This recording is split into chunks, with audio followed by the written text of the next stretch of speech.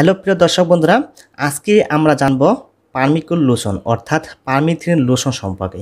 এই পারমিথিন lotion cream এবং সাবান হিসেবে পাওয়া যায়। তো আজকে যেটা জানবো সেটা হলো পারমিথিন লোশন। এই পারমিথিন লোশন আমাদের স্কিনের বা চামড়ায় কি সমস্যা দেখা দিলে এটিকে ব্যবহার করতে পারবো। স্কিনের সমস্যা ছাড়া এটিকে কোন ছাড়াতে ব্যবহার করা হয়। তো এটি কিভাবে ব্যবহার করলে আমাদের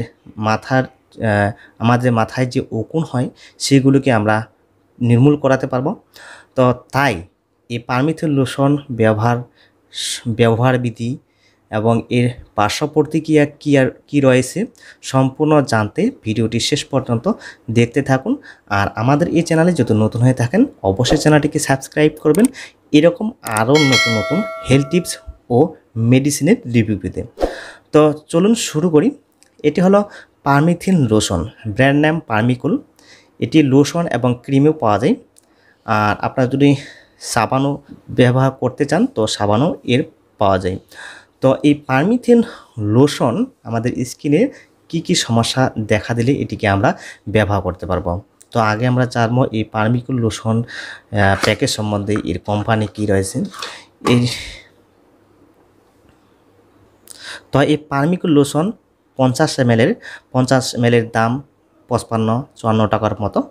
তো এর যে বোতল দেখতে অনেকটা এরকম সুন্দর একটি বোতলের প্যাকেজ রয়েছে, আপনারা দেখতে পাচ্ছেন। তো এই মধ্যে যে কম্পোজিশনটি রয়েছে সেটা হলো পারমিথিন 5%। তো প্রিয় দর্শক বন্ধুরা, এই পারমিথিন লোশন আমাদের স্কিনে কি সমস্যা দেখা দিলে আমরা এটিকে ব্যবহার করতে পারবো।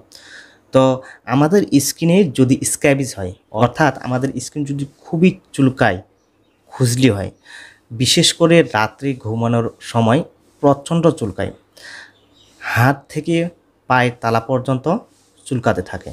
এই স্ক্যাবিজ চোখে দেখা যায় না, তবে স্কিন অনেকটা লাল হয়ে যায়, ঘামাসের মতো হয়ে যায়, ছোট ছোট দানা বার হয়। হ্যাঁ, এই স্ক্যাবিজ দেখতে ঠিক এমনই। এগুলি প্রচণ্ড চুলকায় এবং রাত্রে অতিরিক্ত পরিমাণে চুলকায়। তো এরকম কন্ডিশন যদি আপনার স্কিনে হয় তো আপনার স্কিনের এই ধরনের চুলকানি সারাতে অন্যান্য যে কোনো ক্রিম, লোশন, ট্যাবলেট ব্যবহার করেন না কেন কিন্তু সারবে না। একমাত্র স্ক্যাবিজের জন্য এই পারমিথিন লোশনই কামিয়াবি। তো এই স্ক্যাবিজ যদি হয় তাহলে আপনার এই পারমিথিন লোশন ব্যবহার করতে হবে। স্কিনে এই ধরনের যদি লক্ষণ দেখা পড়ে তো অবশ্যই স্কিন ডাক্তার বা যে কোনো MBBS ডাক্তারের সাথে পরামর্শ নেবেন। তো আপনারা এই পারমিথিন লোশন ব্যবহার করার পরামর্শ দিয়ে থাকেন। তো এই পারমিথিন লোশন আমাদের স্কিনে স্ক্যাবিজ ছাড়া আর কি সমস্যার জন্য আমরা ব্যবহার করতে পারি। তো এই পারমিথিন লোশন আমাদের মাথায় যদি উকুন হয়, বিশেষ করে মেয়েদের মাথায় প্রচণ্ড উকুন হয়, তো সেই উকুন সারাতেও এই পারমিথিন লোশন খুব ভালো কাজ করে থাকে। তো এখন আমরা জানবো এই পারমিথিন লোশন আমাদের স্কিনে কিভাবে ব্যবহার করতে হবে। যদি আপনার স্কিনে স্ক্যাবিজ হয় তাহলে আপনাকে দিনের বেলায়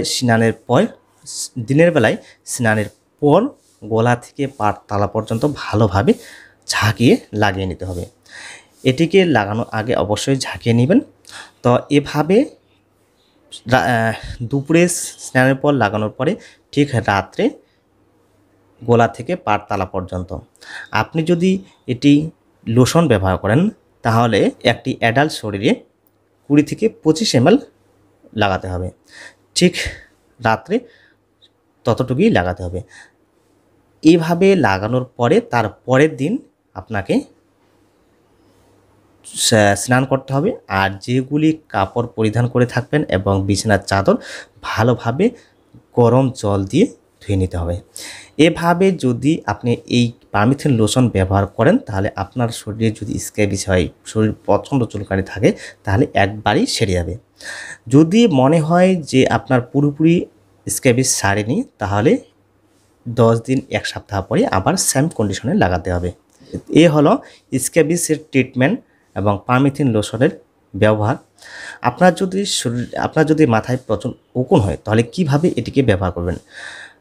যখন আপনি স্নান করবেন তো শ্যাম্পুর পরে এটিকে মাথায় ভালোভাবে লাগিয়ে রাখবেন প্রায় 5 থেকে 7 মিনিট। এভাবে লাগিয়ে রাখার পরে ভালোভাবে শ্যাম্পু করে নেবেন।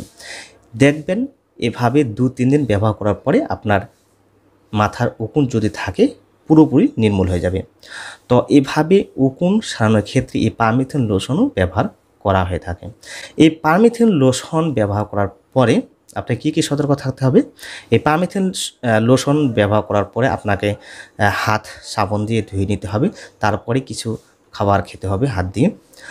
আর এটিকে ব্যবহার করার সময় মনে রাখতে হবে চোখে মুখে যেন না যায় এবং বাচ্চাদের হাতের নাগালের বাইরে রাখবেন। তো এই পারমেথিন লোশন ব্যবহার করার পরে আপনার কি পার্শ্ব প্রতিক্রিয়া দেখা দিতে পারে।